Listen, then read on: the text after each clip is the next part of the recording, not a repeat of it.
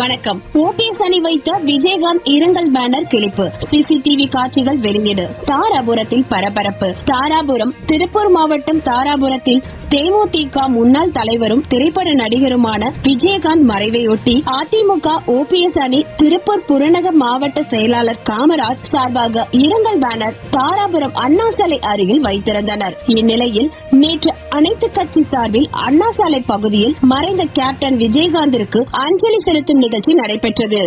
அதனைத் தொடர்ந்து இன்று அதிகாலை மர்ம நபர் ஒருவர் விஜயகாந்த் மறைவிற்காக வைக்கப்பட்ட பேனரை கத்தியால் துண்டு துண்டாக கிழித்ததாக கூறப்படுகிறது. இதை அறிந்த ஓபிஎஸ் அணியினர் அண்ணா சிலை அருகில் ஒன்று கூட பரபரப்பு ஏற்பட்டது.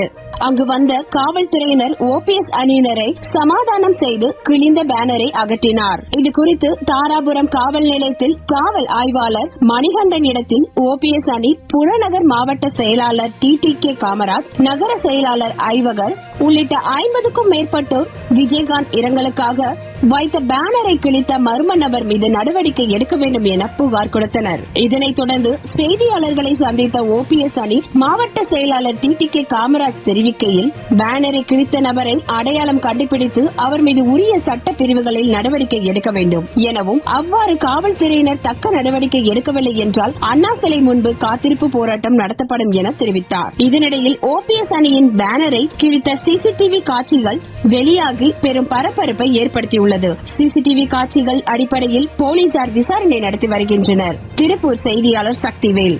செய்திகளை உடனுக்குடன் தெரிந்து கொள்ள சப்ஸ்கிரைப் செய்து எங்களுடன் இணைந்திருங்கள் எப்போதும்.